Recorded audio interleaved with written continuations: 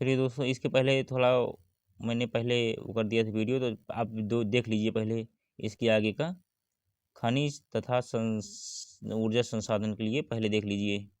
मैंने अगली वीडियो में तो रिवीजन कर दिया था, लेकिन पूरा आप देख लीजिए एक बार। चलिए देख लीजिए।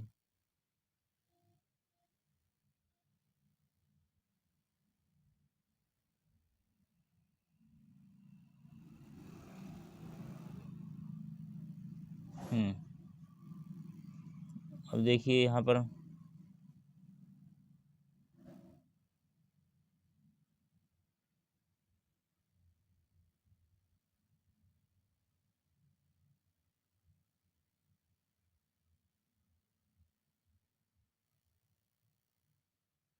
हाँ देखिए, उड़ीसा में क्या होता है, यहाँ से भारत के कोई एक एक तिहाई से अधिक लौह अयस्क प्राप्त होता है। प्रधान क्षेत्र केंदुझर, मयूरभंज और सुंदरगढ़ आदि हैं। अब आंध्र प्रदेश में क्या, इस राज्य में लौह अयस्क के निक्षेपण कृष्णा, कर्नूल, चित्तूर, वांगलर, वारंगल, गुंटूर आदि जिले पाए जाते हैं। यहाँ तक तो हो गया पिछली वीडियो में। चलिए अब छत्तीसगढ़ से देखते हैं। छत्तीसगढ़ में क्या होता है। छत्तीसगढ़ इन राज्यों में लौह अयस्क दुर्ग तथा दंतेवाड़ा जिलों से प्राप्त होता है। देखिए अब हम थोड़ा बड़ा कर देते हैं।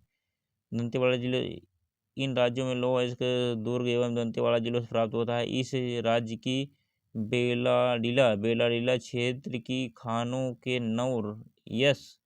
नवयस्क का उत्पादन और विकास अधिकतर निर्यात के लिए किया जाता है। अगला कर्नाटक में क्या है, इस राज्य में बेल्लारी, चित्रदुर्ग और चिंगमंगलूर जिलों में लौह अयस्क मिलता है। भारत जितना लोहा या लौह अयस्क निकाला जाता है, उसका यह लगभग आधा भाग विदेशों को भेजा जाता है। यहाँ देखिए भारत में क्या है कि जितना लोहा निकाला जाएगा उसका आधा भाग विदेश चला जाएगा। जापान सबसे ऊपर है। इसके अतिरिक्त भारत से लौह अयस्क का निर्माण कोरिया, यूरोपीय देशों और खाड़ी देशों में किया जाता है। भारत में नव अयस्क का निर्यात भी था, का मतलब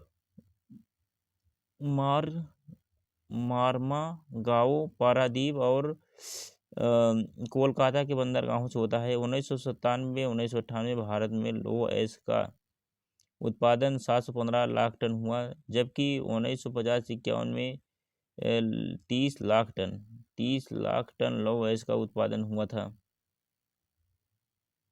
कोयले का वितरण, कोयले के भारत में विस्तृत भंडार हैं, जो कोई 2,14,000 मिलियन टन के लगभग है। भारत में कुल उत्पादन का 2/3 कोयला झारखंड, मध्य प्रदेश, छत्तीसगढ़ और उड़ीसा से निकाला जाता है। बाकी की 1/3 कोयला आंध्र प्रदेश, महाराष्ट्र, पश्चिम बंगाल और उत्तर प्रदेश से प्राप्त होता है।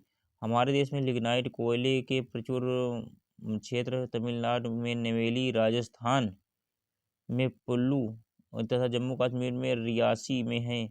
हमारे देश में डिलाइट कोयला चाहे उत्तम दर्जे का नहीं होता, परंतु फिर भी यह बड़ा उपयोगी होता है। इसको बिजली एवं गैस में बदला जा सकता है। कुछ लोगों का तो यह भी विश्वास है कि इसे तेल में भी बदला जा सकता है। अरे देख लीजिए कोयला में क्या क्या होता है।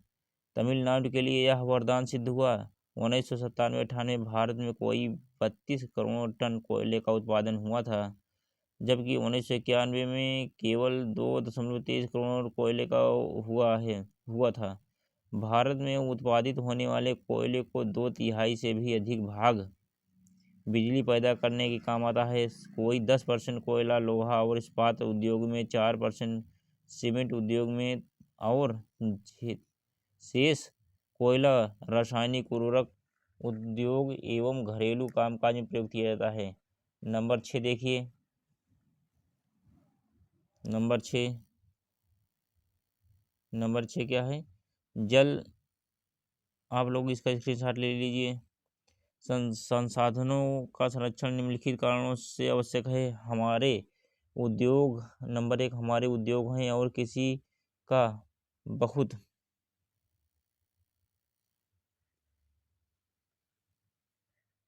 चलो इसको देखो।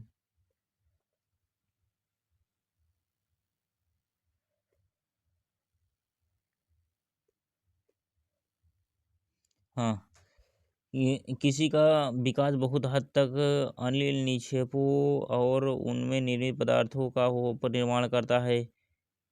कारण योग निक्षेप की कुल मात्रा बहुत कम होती है, बहुत ही कम है। जो कुल भू प्रॉपर्टी केवल 1% मात्र के ही बराबर है। इतनी थोड़ी मात्रा कभी भी समाप्त कम हो सकती है।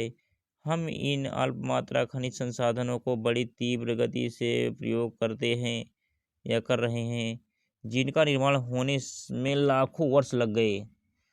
अब देखिए, खनिज संसाधन सीमित नहीं वरन नवीनीकरण योग भी नहीं है। एक बार उनका प्रयोग हो जाने पर वे दोबारा पैदा नहीं किए जा सकते। इन खनिजों पर लोगों की बहुत सी सुविधाएं निर्भर करती हैं और देश का निर्यात निर्भर करता है। यहाँ तक आप नोट कर लीजिए मित्रों, ये एग्जाम में आ सकता है। खनिज तथा ऊर्जा संसाधन बहुत महत्वपूर्ण पार्ट था ये। तो आप इसको बहुत गहराई से पढ़िए और हमारे वीडियो देखकर बार बार इसका रिवीजन करिए, तब जाकर समझ में। उम्मीद करता हूँ कि आप अच्छे से समझ गए होंगे। इस आशा विश्वास के साथ कि आप लोग इसको देखते रहेंगे और एग्ज़ाम में अच्छे नंबर प्राप्त करने के लिए बहुत यह उपयोगी सिद्ध होगा। मैं सभी छात्र छात्राओं का आपके अपने चैनल पर स्वागत अभिनंदन करते हुए मैं अपनी वाणी को विराम देता हूँ। जय हिंद, जय भारत।